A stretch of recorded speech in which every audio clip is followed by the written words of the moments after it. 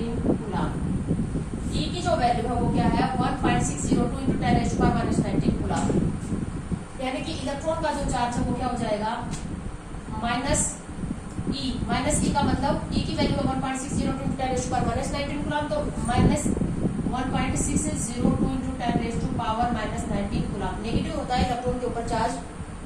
ठीक है, ये जो है इलेक्ट्रॉन जो है वो एटम का स्मॉलेस्ट पार्टिकल है, तो इलेक्ट्रॉन के ऊपर ये जो चार्ज है ये भी स्मॉलेस्ट नेगेटिव चार्ज है, सबसे छोटा नेगेटिव चार्ज है इलेक्ट्रॉन का जो चार्ज है। इलेक्ट्रॉन भी एक सबसे छोटा नेगेटिवली चार्ज पार्टिकल है, इससे छोटा नेगेटिवली चार्ज पार्टिकल नहीं है, तो उसके ऊपर जो चार्ज है वो भी सबसे छोटा नेगेटिव चार्ज है। It is the smallest negative charge.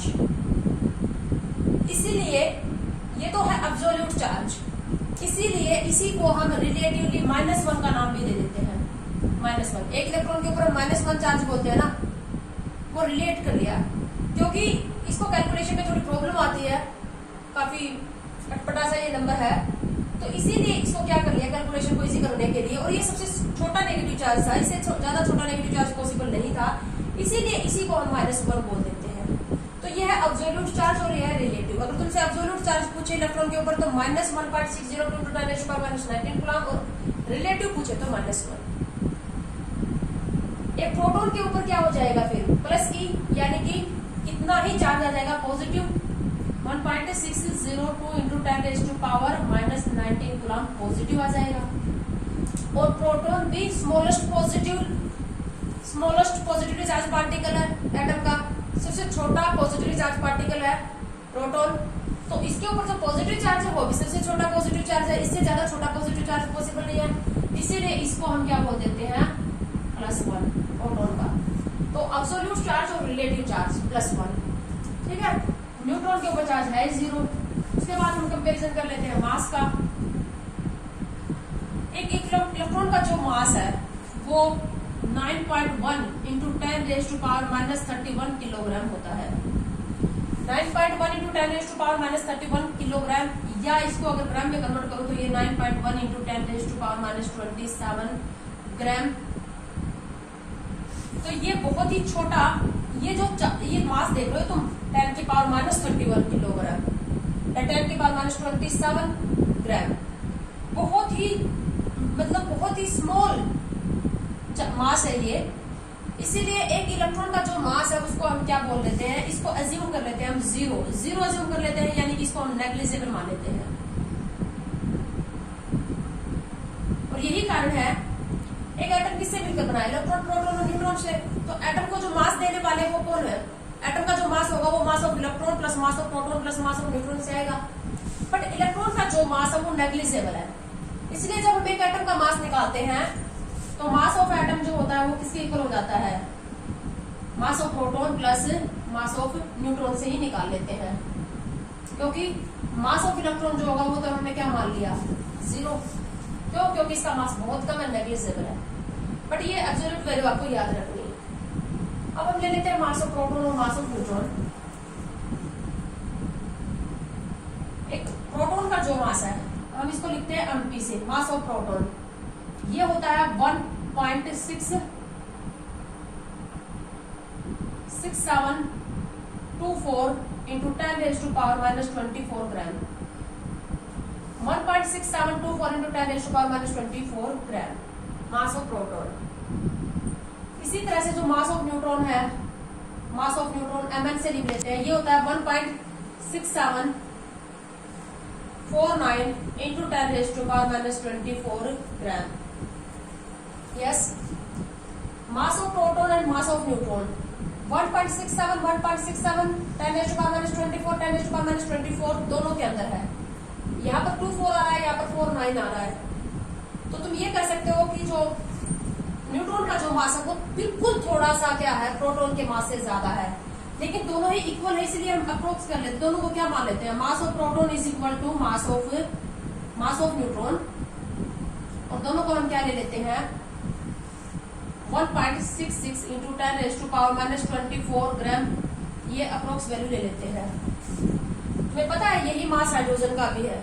अगर हम हाइड्रोजन एलिमेंट के एक एटम के साथ इलेक्ट्रॉन, प्रोटॉन और न्यूट्रॉन के मास का कंपैरिजन करते हैं तो हाइड्रोजन एलिमेंट के एक एटम का मास भी 1.66 × 10⁻24 ग्राम ही होता है। So mass of proton and mass of neutron is equal to the mass of one atom of hydrogen element and all are equal to 1.66 × 10⁻24 gram.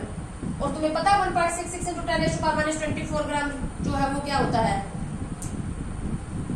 It is equal to the reverse of Avogadro number 1 AMU। ये 1 AMU के equal भी है 1.66 × 10⁻24 ग्राम। इसको मैं ये भी लिख सकती हूँ 1/NA Avogadro number. Avogadro number की वैल्यू क्या होगी 6.022 × 10⁻23 gram. 1 AMU is equal to 1.66 into 10 to power minus 24 gram, और इसी को क्या लिख सकते हो 1 अपॉन एवोगाड्रो नंबर ग्राम। ठीक है, तो हम ये भी कह सकते हैं कि mass of proton and mass of neutron and mass of hydrogen all equal to 1 AMU। Atomic mass unit भी क्या है, एटॉमिक मास की एक यूनिट है, और हाइड्रोजन का एटॉमिक मास कितना होता है 1 AMU। हाइड्रोजन का एटॉमिक मास 1 AMU है, और the mass of proton also equal to the mass of hydrogen atom and mass of neutron also equal to mass of one atom of hydrogen element, so all equal to 1 AMU। तो AMU में बोला जाए तो कितने AMU है, proton neutron और hydrogen atom का मास 1 AMU, और ग्राम में बोला जाए तो कितना हो जाएगा 1.66 into 10 to power minus 24 gram. Clear हुआ, प्रोटॉन और न्यूट्रॉन का मास लगभग हम इक्वल लेके चलेंगे, और दोनों का ही मास किसके बराबर है, हाइड्रोजन एटम के मास के इक्वल, और तीनों का ही मास किसके इक्वल है 1.66 into 10 to power minus 24 gram, और ये क्या 1 AMU, और इसी को 1 अपॉन एन नंबर भी बोलते हैं। तो जब एक एटम का जो हम मास निकालते हैं, अब जैसे हमारे पास क्या है, किसी एटम के अंदर 8 प्रोटॉन और 8 न्यूट्रॉन है। अगर किसी एलिमेंट के एक एटम के न्यूक्लियस में 8 प्रोटॉन और 8 न्यूट्रॉन है, तो मास कितना हो जाएगा, एक प्रोटॉन का मास 1 AMU है, एक न्यूट्रॉन का भी मास कितना है 1 AMU, तो 8 AMU ये हो गया और 8 AMU ये हो गया, तो टोटल 16 AMU हो गया ना ये, अगर AMU पूछा जाए तो। और ग्राम में पूछा जाए तो AMU की जगह क्या कर दोगे 1.66 इंटू 10 टू पावर माइनस 24 ग्राम से इसको मल्टीप्लाई कर दोगे, वो ग्राम में आ जाएगा। एक प्रोटॉन का 1 AMU, एक न्यूट्रॉन का भी 1 AMU, so mass of proton is equal to mass of neutron and all equal to 1 AMU या 1.66 into 10 to power minus 24 gram. Proton और न्यूट्रॉन को न्यूक्लियन भी बोलते हैं। प्रोटॉन और न्यूट्रॉन को न्यूक्लियन क्यों बोलते हैं, क्योंकि न्यूक्लियस में रहते हैं। आप लोगों ने 9th क्लास में बोर मॉडल ऑफ एटम तक पढ़ा है, तो बोर ने क्या कहा, प्रोटॉन और न्यूट्रॉन जो होते हैं वो न्यूक्लियस में रहते हैं। न्यूक्लियस में रहने वाले पार्टिकल को क्या बोलते हैं हम, न्यूक्लियन। प्रोटॉन भी न्यूक्लियन है, न्यूट्रॉन भी न्यूक्लियन है। 8 प्रोटॉन और 8 न्यूट्रॉन 16 न्यूक्लियन है, और एक न्यूक्लियन का मास कितना है 1 AMU, तो 16 न्यूक्लियन का मास 16 AMU हो जाएगा। ठीक है, ये मैं आपको पहली यूनिट में मोल कंसेप्ट में बहुत अच्छी तरीके से समझा चुकी हूँ। तो ये इलेक्ट्रॉन प्रोटॉन न्यूट्रॉन इनका चार्ज और मास का कंपैरिजन। अब हम लेंगे discovery, how electron were discovered and discovery of cathode raise, how proton were discovered, neutron were discovered, कैसे हुई इलेक्ट्रॉन प्रोटॉन और न्यूट्रॉन की डिस्कवरी, किसने की, क्या क्या एक्सपेरिमेंट किए, ये हम पढ़ेंगे। अब नेक्स्ट हम ले रहे हैं study of cathode raise, discovery of electron. Electron की डिस्कवरी कैसे हुई, तो इलेक्ट्रॉन की डिस्कवरी का श्रेय जाता जे थॉमसन को। इसने कैसे इलेक्ट्रॉन की डिस्कवरी की, जे थॉमसन ने अपना एक एक्सपेरिमेंट किया जिसको आप डिस्चार्ज ट्यूब एक्सपेरिमेंट के नाम से जानते हैं। इसने क्या किया, ये जो ट्यूब है, ग्लास की ट्यूब है, इसको डिस्चार्ज ट्यूब बोलते हैं। इसमें क्या है, दोनों एंड के ऊपर 2 प्लेट लगाई गई है, यानी कि 2 रोड लगाए गए हैं मेटल के, और इन दोनों प्लेट को, इन दोनों रोड को हाई वोल्टेज बैटरी के साथ कनेक्ट किया गया है। तो जो प्लेट बैटरी के नेगेटिव टर्मिनल से कनेक्ट है उसके ऊपर क्या है नेगेटिव चार्ज, और जो पॉजिटिव टर्मिनल से कनेक्ट है उसके ऊपर क्या है पॉजिटिव चार्ज। सबको पता है जो प्लेट बैटरी के नेगेटिव टर्मिनल से कनेक्ट होती है उसको क्या बोलते हैं कैथोड, और जो पॉजिटिव टर्मिनल से कनेक्ट होती है उसको हम क्या बोलते हैं एनोड। और बैटरी का जो नेगेटिव टर्मिनल होता है उससे इलेक्ट्रॉन का फ्लो होता है, और जो पॉजिटिव टर्मिनल है उससे किस करंट का फ्लो होता है। तो क्या हुआ, अब इसने क्या कर रखा, लो प्रेशर के ऊपर इसने कोई भी गैस भर रखी है, जैसे हाइड्रोजन गैस या कोई भी इसने गैस भर रखी थी लो प्रेशर के ऊपर। तो क्या होगा, जैसे ही हम बैटरी को स्विच ऑन करेंगे तो यहाँ से इलेक्ट्रॉन फ्लो करेंगे, और ये इलेक्ट्रॉन जो होंगे यहाँ पर आ जाएंगे, इलेक्ट्रॉन फ्लो करके इस प्लेट के पास आ जाएंगे। अब ये जो प्लेट है या जो रोड है ये भी किसकी बनी हुई है मेटल की, तो इसके अंदर भी क्या प्रेजेंट है एटम। अब एटम के अंदर भी क्या है इलेक्ट्रॉन, तो ये इलेक्ट्रॉन क्या करेगा, इस इलेक्ट्रॉन को एटम से टकराएगा। ये जो बैटरी से जो इलेक्ट्रॉन निकल रहा है ये क्या करेगा एटम से को स्ट्राइक करेगा, जिससे यहाँ पर से भी क्या होंगे इलेक्ट्रॉन निकल जाएंगे, ये इलेक्ट्रॉन निकलेंगे। अब हमने गैस भर रखी है तो गैस भी किससे मिलकर बनी है एटम से, तो एटम के अंदर भी क्या है इलेक्ट्रॉन। तो ये इलेक्ट्रॉन क्या करेंगे, इन इलेक्ट्रॉन को इस तरह से यहाँ से निकालते जाएंगे नेगेटिवली चार्ज होते हैं, तो इलेक्ट्रॉन नेगेटिव चार्ज होने की वजह से क्या करेंगे, इस डायरेक्शन में मूव करेंगे, एनोड प्लेट की साइड मूव करेंगे, क्योंकि एनोड प्लेट के ऊपर कौन सा चार्ज है, पॉजिटिव चार्ज। इससे देखो क्या हुआ, बैटरी का स्विच ऑन करके इसके नेगेटिव टर्मिनल से इलेक्ट्रॉन ने फ्लो किया, ये इलेक्ट्रॉन क्या करेंगे, यहाँ पर जो कैथोड जिस भी मेटल का बना है उसके अंदर जो एटम्स है उनसे स्ट्राइक करेंगे और उन एटम्स के अंदर से भी इलेक्ट्रॉन क्या करेंगे, इलेक्ट्रॉन निकाल देंगे। इलेक्ट्रॉन का निकलना क्या कहलाता है, आयनाइजेशन, आयनाइजेशन कर देंगे। तो इन एटम्स का आयनाइजेशन हो गया, इसमें से इलेक्ट्रॉन निकले, ये इलेक्ट्रॉन फर्दर यहाँ पर जो गैस के जो एटम्स भरे हुए हैं उनसे टकराएंगे, उनका भी आयनाइजेशन कर देंगे, उनके अंदर से भी क्या हो जाएंगे, इलेक्ट्रॉन निकलेंगे। जैसे हमारे पास कोई हाइड्रोजन का एटम है तो उससे क्या होगा, ये H प्लस इलेक्ट्रॉन में कन्वर्ट हो जाएगा, या हीलियम गैस भर रखी है तो हीलियम का एटम होगा वो किस में कन्वर्ट हो जाएगा, H++ इलेक्ट्रॉन में कन्वर्ट हो जाएगा। यानी इस प्रोसेस को क्या बोलते हैं, removal of electron to convert into ion, this process is known as ionization.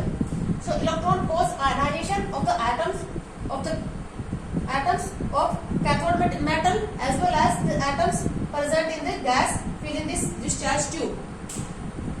Electron निकल जाएंगे और ये इलेक्ट्रॉन क्या होंगे, क्योंकि इलेक्ट्रॉन नेगेटिवली चार्ज है तो इलेक्ट्रॉन निकलते जाएंगे और ये किधर फ्लो करेंगे, इस एनोड प्लेट की तरफ, क्योंकि एनोड प्लेट के ऊपर क्या पॉजिटिव चार्ज, पर इलेक्ट्रॉन दिखाई नहीं देंगे, बहुत ज्यादा माइक्रोस्कोपिक होते हैं तो ये इलेक्ट्रॉन हमें दिखाई नहीं देंगे। तो इसको कैसे पता चला कि इलेक्ट्रॉन का फ्लो जो है वो कैथोड से एनोड की साइड हो रहा है, इसने क्या किया, यहाँ पर डिफ्लेक्शन चेक करने के लिए इसने यहाँ पर एक जिंक सल्फाइड की, ये जो है ये जिंक सल्फाइड की इसने स्क्रीन लगा रखी थी, एनोड के जस्ट पीछे इसने जिंक सल्फाइड की एक स्क्रीन लगा रखी थी। ये जो जिंक सल्फाइड जो होता है ये फ्लोरिसेंट मटेरियल होता है, इससे रेज पार्टिकल जो भी टकराते हैं तो ये ग्लो प्रोड्यूस करता है, जहां जहां पर भी कोई रेड या पार्टिकल टकराएंगे वहां पर ये चमक प्रोड्यूस करेगा। तो एनोड के जस्ट पीछे जो जिंक सल्फाइड की स्क्रीन लगी हुई थी उसके ऊपर ग्लो दिखाई देने लगा इसको, तो इसने क्या समझा कि कोई इनविजिबल रेस निकल रही है, वो इनविजिबल रेस निकल रही है और वो क्या हो रही है, कैथोड से निकल रही है और एनोड की तरफ आ रही है, तभी एनोड के पीछे जो जिंक सल्फाइड की जो स्क्रीन लगी है वो ग्लो प्रोड्यूस कर रही है। तो इन रेस को इसने किसका नाम दिया, क्योंकि ये कैथोड से निकल रही थी इसलिए ये रेस जो निकल रही थी इसको इसने किसका नाम दिया, कैथोड रेस का। रेस क्यों बोला, क्योंकि ये इनविजिबल था ना, इनविजिबल कोई सब्सटेंस निकल रहा है तो इनविजिबल होगा तो वो क्या होगा, रेस। तो invisible rays which are discharged from the cathode and move toward anode, so these rays are known as cathode rays। Some invisible rays are emitted from the cathode material and which move toward the anode, so these rays are known as cathode rays। इसने in race को किसका नाम दिया, cathode rays का नाम दिया। वास्तव में ये कैथोड रेस क्या है, कैथोड रेस फ्लो का इलेक्ट्रॉन ही तो है, स्ट्रीम ऑफ इलेक्ट्रॉन है। इलेक्ट्रॉन पहले यहाँ से ये एटम जो प्रेजेंट थे कैथोड मेटल के अंदर, जैसे कोई भी कॉपर की बनी है या फिर निकल की या सिल्वर वगैरह की, प्लेटिनम की, जिसकी भी बनी है उसके अंदर एटम है। बैटरी के अंदर से आया इलेक्ट्रॉन, उसने इन एटम का आयनाइजेशन किया, यहाँ से इलेक्ट्रॉन निकले, फिर ये इलेक्ट्रॉन यहाँ पर जो गैस प्रेजेंट थी उसके एटम थे उससे टकराए। तो जनरली ये इलेक्ट्रॉन है, बहुत सारे बिलियन और बिलियन इलेक्ट्रॉन जो है वो फ्लो कर रहे हैं। So you can say that what is cathode rays, cathode rays is a stream of electron and the smallest particle in cathode rays is electron। किससे मिलकर बनी है ये कैथोड रेस, इलेक्ट्रॉन से। इनका जो सबसे छोटा पार्टिकल है वो इलेक्ट्रॉन है, ठीक है। अब इनका जो अब हम देखते हैं तो इस तरह से कैथोड रेस की डिस्कवरी हुई। कैथोड रेस की प्रॉपर्टी देखेंगे हम। वैसे ओरिजिन क्या है कैथोड रेस का, इनको नाम कैथोड रेस इसलिए दिया क्योंकि इसने ये सोचा कि कैथोड से निकली है रेस और एनोड की तरफ गई है, इसलिए इसको नाम दे दिया cathode rays. Origin of cathode rays, क्या ये कैथोड वाले मेटल से निकली है, what is the origin of cathode rays. Cathode rays वास्तव में इलेक्ट्रॉन है और इलेक्ट्रॉन कहां से निकल रहे हैं, कैथोड के अंदर जो मेटल उसके एटम से भी निकल रहे हैं ये, और साथ में जो कोई भी गैस भरी उससे भी निकल रहे हैं। So cathode rays originate from cathode metal as well as gas present in the discharge tube. अब देखो यहाँ पर कैथोड रेस की मैं आपको प्रॉपर्टी बता रही हूँ, कैथोड रेस की क्या क्या प्रॉपर्टी है। तो अभी यहाँ पर समझ लो, बाद में मैं आपको इसका पिक भेज दूंगी, वहां से आप बुक की पिक से देख के इसकी प्रॉपर्टी आप लिख लेना। मैं समझा रही हूँ कैथोड रेस की प्रॉपर्टी। कैथोड रेस वास्तव में क्या है, इलेक्ट्रॉन है, ठीक है। तो इनका ओरिजिन कहाँ से हुआ, कैथोड मेटल से भी और साथ में कोई गैस भरी है वहां से भी हुआ है। तो कैथोड रेस जस्ट इलेक्ट्रॉन ही है और इलेक्ट्रॉन जो होते हैं वो चाहे किसी भी एटम के हो, किसी भी मैटर के अंदर, हर मैटर के अंदर एटम है और हर एटम के अंदर क्या है, इलेक्ट्रॉन है।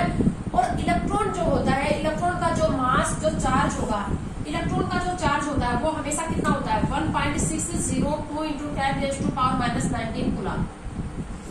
हमेशा यही, चाहे किसी भी एटम के अंदर प्रेजेंट हो इलेक्ट्रॉन, इलेक्ट्रॉन का जो चार्ज होगा वो -1.602 इंटू 10⁻⁻19 कूलम ही रहेगा।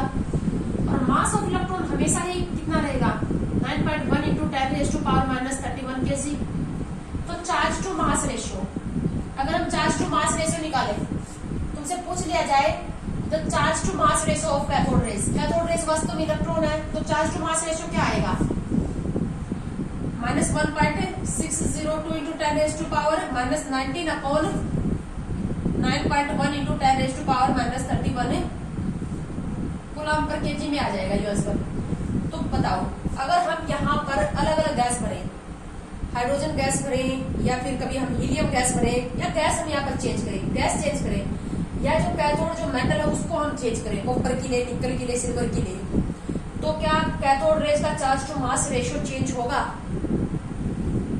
चार्ज टू मास रेशियो हमेशा क्या रहेगा, यही रहेगा। सो हम ये कह सकते हैं, जो सबसे इंपॉर्टेंट पॉइंट है कैथोड रेज की, सबसे इंपॉर्टेंट प्रॉपर्टी है, the charge to mass ratio of cathode rays is not depend upon the nature of the matter, nature of the gas and nature of metal present in cathode. So you can say that electron present it at every atom have same charge and mass. Her atom के अंदर जो electron है उसका charge और mass same है, इसीलिए चाहे हम कोई भी मेटल, किसी भी मेटल की कैथोड बनाए, कोई भी गैस इसके अंदर फिल करें, हमेशा कैथोड रेज का चार्ज मास रेशियो हमेशा क्या आएगा, कांस्टेंट। जो charge and mass ratio of cathode raise does not depend upon the nature of the gas and nature of the cathode material. तो समझ में आया? तो कैथोड रेज का चार्ज मास रेशियो, क्योंकि कैथोड रेज वास्तव में इलेक्ट्रॉन है और इलेक्ट्रॉन चाहे किसी भी एटम के अंदर से निकले, उसका चार्ज मास हमेशा क्या रहेगा, कांस्टेंट। तो चार्ज मास का जो रेशियो आएगा वो भी क्या रहेगा, कांस्टेंट रहेगा। अब कैथोड रेज का की अगली प्रॉपर्टी क्या है, cathode rays are negatively charged. ये कैसे पता चल रहा है? तभी तो ये एनोड की तरफ मूव कर रही है। जिंक सल्फाइड के पीछे जो एनोड के पीछे जो जिंक सल्फाइड की जो स्क्रीन लगी है उसके ऊपर स्पॉट आया, तभी इसको पता चला कि ये जरूर क्या करनी है, कैथोड टू एनोड मूव करनी है। अब एनोड पॉजिटिवली चार्ज प्लेट की तरफ मूव कर रही है, तो डेफिनेटली इनके ऊपर क्या है, negative charge. So nature of charge of cathode raise कैसा नेचर है, nature of charge on cathode rays. तुमसे नेचर पूछा है तो कौन सा नेचर है, नेगेटिव, नेगेटिव चार्ज है इनके ऊपर। एग्जैक्ट नेगेटिव चार्ज, ये हम मोलिकुलर ऑयल ड्रॉपलेट एक्सपेरिमेंट आगे थोड़ा सा आगे पढ़ेंगे। तो नेचर कैसा है, नेगेटिव चार्ज। इसको एक और बात से भी प्रूव किया गया, ये कैथोड रे जो मूव कर रही थी, इनके परपेंडिकुलर डायरेक्शन में इसने इलेक्ट्रिक और मैग्नेटिक फील्ड लगाई। इनके परपेंडिकुलर, जैसे यहाँ पर इलेक्ट्रिक फील्ड लगाई और मैग्नेटिक फील्ड लगाई। तो इनके परपेंडिकुलर डायरेक्शन में जब इलेक्ट्रिक फील्ड लगाई तो फिर से ये पॉजिटिव प्लेट की तरफ मूव कर गई, एनोड की तरफ मूव कर गई। इससे ये प्रूव हो गया कि ये पॉजिटिवली चार्ज प्लेट की तरफ मूव करती है जब इलेक्ट्रिक फील्ड लगाते हैं परपेंडिकुलर डायरेक्शन में, तो इसका मतलब ये क्या है, नेगेटिवली चार्ज। और मैग्नेटिक फील्ड लगाने से भी ये प्रूव हो गया कि ये क्या कर रही है, इनके ऊपर कैसा चार्ज है, नेगेटिव चार्ज है। एग्जैक्ट नेगेटिव चार्ज जो है वो कितना है, सबसे स्मॉलेस्ट नेगेटिव चार्ज कितना होगा, ये हम बाद में देखते हैं। और क्या क्या प्रॉपर्टी है कैथोड रेज की, दो प्रॉपर्टी बता दी। नेचर कैसा है, नेगेटिवली चार्ज। कैसे पता चला, एनोड की तरफ मूव कर रही है, परपेंडिकुलर डायरेक्शन में लिखती है, मैग्नेटिक फील्ड लगाने से भी ये प्रूव होता है कि ये नेगेटिवली चार्ज है। चार्ज टू मास रेशियो हमेशा क्या रहता है, कांस्टेंट रहता है, क्योंकि इलेक्ट्रॉन जो है किसी भी एटम के अंदर से निकले उसका चार्ज और मास कांस्टेंट रहेगा, तो चार्ज और मास का रेशियो भी क्या आएगा, हमेशा कांस्टेंट आएगा। ये मैकेनिकल इफेक्ट कोज करती है, कैथोड रेज जो है वो मैकेनिकल इफेक्ट कोज करती है। यानी कि जैसे ये फ्लो कर रही है तो इनके रास्ते में अगर हम कोई लाइट पैडल वगैरह रखें, बिल्कुल कोई पेपर वगैरह का बना के बिल्कुल लाइट वेट फैन वगैरह रखें, तो उसको ये क्या करेंगे, उसको हटा देंगे अपनी जगह से, या फैन को ये रोटेट करवा देंगी। ठीक है, कोई लाइट पैडल या फैन रखते हैं इनके रास्ते में तो उसको ये रोटेट करवा देती है। इसका मतलब they cause mechanical effect, mechanical effect cause करती है ये। They also cause heating effect, गर्म कर देंगी, जो भी चीज इनके सामने रखी होगी उसको ये हीट कर देंगे, यानी कि ये क्या कर रही है, अपना हीटिंग इफेक्ट कोज कर रही है। तो ये थी प्रॉपर्टी किसकी, कैथोड रेज की। अब यहाँ पर एक बात और देख लो तुम, पहले एनोड रेज भी कैसे बनी यहाँ पर बताऊंगी मैं। एग्जैक्ट चार्ज जो होगा वो मोलिकुलर ऑन ड्रॉप एक्सपेरिमेंट तो बाद में पढ़ेंगे। एनोड रेज क्या है, ये देखो यहाँ पर जो एटम प्रेजेंट है, किसी भी गैस के एटम है, जैसे हाइड्रोजन गैस में रखी है तो यहाँ पर हाइड्रोजन के एटम प्रेजेंट है। हाइड्रोजन एटम में से अगर एक इलेक्ट्रॉन निकल जाएगा तो H पॉजिटिव आयन पीछे बचेगा, ये आयन पीछे बचेगा। हीलियम का एटम में से एक इलेक्ट्रॉन निकल जाएगा तो ये हीलियम आयन बच जाएगा। तो एनोड रेज क्या है, anode raise, these rays consist of positively charged ion which is formed as a result of ionization of atom of gas present in discharge tube. Anode rays are positively charged ion which is formed by the ionization of atoms of gas present in discharge tube. अब देखो electron क्या कर रहे हैं, ionization कर रहे हैं, इनमें से इलेक्ट्रॉन निकालते जा रहे हैं। तो इलेक्ट्रॉन निकलने के बाद क्या बच रहा है, एटम आयन में कन्वर्ट हो जाएगा। तो ये आयन ही क्या है, ये आयन ही मिलकर क्या बनाएंगे, ये कटायन ही मिलकर क्या बनाते हैं, एनोड रेज बनाते हैं। क्योंकि इन कटायन के ऊपर क्या है, पॉजिटिव चार्ज। अब पॉजिटिव चार्ज है तो ये किधर मूव करेंगे, पॉजिटिवली चार्ज रहेंगे तो ये कैथोड की तरफ मूव नहीं करेंगे। अगर कैथोड के पीछे भी जिंक सल्फाइड की स्क्रीन लगा दोगे तो वहां पर भी तो ग्लो आएगा, है ना। तो सेम इसी एक्सपेरिमेंट में एनोड रेज का भी ओरिजिन हो रहा है, लेकिन इसका जो श्रेय जाता है एनोड रेज की डिस्कवरी या प्रोटॉन की जो डिस्कवरी है वो गोल्डस्टेन को जाता है, ठीक है। लेकिन एनोड रेज वास्तव में क्या है, एटम्स का आयनाइजेशन होने के बाद जो कटायन बचते हैं, जो पॉजिटिवली चार्ज आयन बचते हैं, वही क्या होती है, एनोड रेज होती हैं।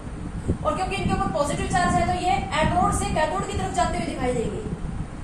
इनकी जो डायरेक्शन क्या रहेगी, एनोड टू कैथोड, इसलिए इनको किसका नाम दे दिया, एनोड रेज का। हालांकि इनका ओरिजिन और एनोड से नहीं हुआ, ये जो एटम्स हैं इनके अंदर से इलेक्ट्रॉन निकलने के बाद जो कटायन बन गए, ये कटायन में कन्वर्ट हो गए, वही है एनोड रेज, ठीक है। तो एनोड रेज अगर तुमसे पूछ ले तो एनोड रेज क्या है, anode rays are the positively charged ion which is formed as a result of ionization of atom the gas present in discharge tube, but they are positively charged. Due to their positively charge they move from anode to cathode, so these are called anode rays. अब देखो anode rays का charge to mass ratio देखो, क्या anode rays का charge to mass ratio same रहेगा। अब अगर हमने हाइड्रोजन गैस पर रखी है यहाँ पर, तो यहाँ पर जो चार्ज कितना, एक पॉजिटिव चार्ज है, तो चार्ज तो यहाँ पर हम क्या कहेंगे, एक positive charge plus 1.602 into 10⁻⁻⁻19 coulomb है, इसके ऊपर positive charge H positive ion के केस में इसका मास कितना आएगा, इस H पॉजिटिव आयन का, एक आयन का मास एटॉमिक मास के इक्वल ही होता है, क्योंकि इलेक्ट्रॉन निकला है। इस आयन और इस एटम में सिर्फ एक इलेक्ट्रॉन का ही फर्क है और इलेक्ट्रॉन का मास नेग्लिजिबल है। तो इलेक्ट्रॉन के निकलने से क्या एटम के मास के ऊपर कोई फर्क पड़ेगा। तो एक आयन का मास चाहे वो कटायन हो या अनायन, उसका मास एटम के मास के इक्वल ही होता है। तो इसका मास कितना हो जाएगा, 1 AMU या H पॉजिटिव आयन का मास 1.66 इंटू 10⁻⁻24 ग्राम कह सकते हो, या इसी को तुम क्या कह सकते हो, 1 AMU भी कह सकते हो। तो ये आ गया मास। अगर हमने यहाँ पर हाइड्रोजन गैस बन रखी है तो चार्ज टू मास रेशियो ये आएगा,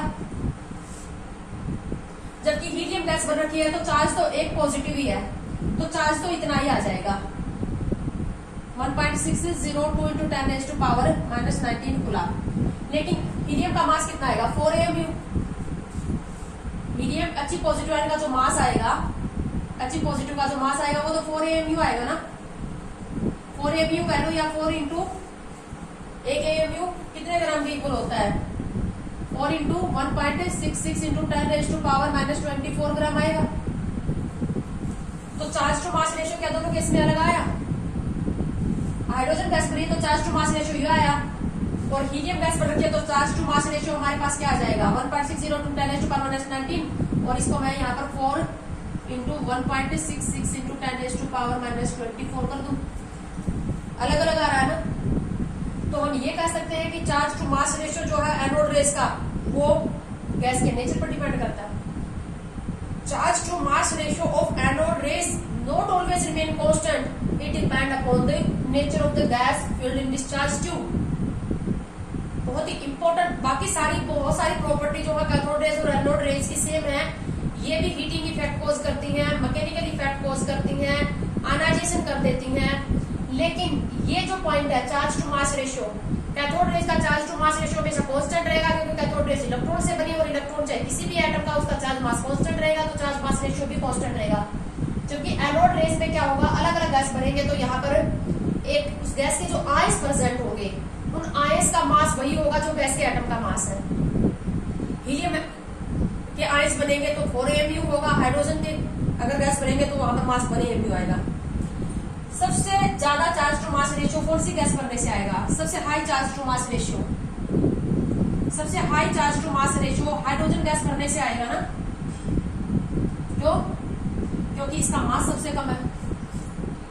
तुमसे पूछ ले कि कौन सी गैस के भरने से सबसे high charge to mass ratio आएगा, हाइड्रोजन गैस के भरने से सबसे लाइटर वेट की एनोड रेस कौन सी होगी, हाइड्रोजन गैस भरने से सबसे लाइटर वेट की एनोड रेस निकलेंगे और चार्ज टू मास रेशियो सबसे ज्यादा किसके केस में आएगा, हाइड्रोजन के केस में, क्योंकि इसका मास 1 AMU है। ठीक है, तो ये था एनोड रेस। एनोड रेस को क्या बोला गया, प्रोटॉन। एनोड रेस को प्रोटॉन कब बोलेंगे, अब देखो तुम, अगर हम यहाँ पर हाइड्रोजन गैस भरते हैं, इसमें हाइड्रोजन गैस भर रखी है हमने, हाइड्रोजन के एटम प्रेजेंट है, हाइड्रोजन के एक एटम के अंदर क्या होता है H11, इसकी रिप्रेजेंटेशन देते हैं ना। हाइड्रोजन के एक एटम में इलेक्ट्रॉन कितना होता है 1, प्रोटॉन कितना होता है 1 और न्यूट्रॉन कितना होता है 0। हाइड्रोजन के एक एटम में न्यूक्लियस में न्यूट्रॉन कोई न्यूट्रॉन नहीं होता, प्रोटॉन एक होता है और एक इलेक्ट्रॉन होता है। अब एक इलेक्ट्रॉन निकल गया, ये एक इलेक्ट्रॉन निकल गया तो ये H+ बचा ना, इसमें से अगर एक इलेक्ट्रॉन निकल जाएगा तो क्या बच गया H+, यानी कि ये न्यूट्रॉन तो था ही नहीं पहले भी, एक इलेक्ट्रॉन भी निकल गया तो अब क्या बच गया, एक प्रोटॉन नहीं बच गया। तो हाइड्रोजन गैस भरने से जो एनोड रेस आएंगी उन्हीं को हम क्या बोलेंगे, प्रोटॉन। हाइड्रोजन गैस भरने से क्या बच जाएगा H+ को हम क्या बोल देते हैं, प्रोटॉन, क्योंकि एक प्रोटॉन ही तो बच गया, हाइड्रोजन के एटम में से एक इलेक्ट्रॉन निकल गया। तो एनोड रेस को हम प्रोटॉन कब कहेंगे, when we fill hydrogen gas in discharge tube. सबसे लाइटर वेट की एनोड रेस कब निकलेंगे, हाइड्रोजन गैस भरने से। Charge to mass ratio anode rays का सबसे हाई कब आएगा, हाइड्रोजन गैस भरने से। ठीक है, तो अब एब्सोल्यूट जो चार्ज है, एक इलेक्ट्रॉन का जो एब्सोल्यूट चार्ज है और टोटल जो चार्ज है कैथोड रेस का, जो टोटल नेगेटिव चार्ज है, उसको स्टडी किया मुलिगन नाम के एक साइंटिस्ट ने, अपना एक एक्सपेरिमेंट किया, मुलिगन ऑयल ड्रॉप एक्सपेरिमेंट। ये मुलिगन ऑयल ड्रॉप एक्सपेरिमेंट हम नेक्स्ट वीडियो में पढ़ेंगे।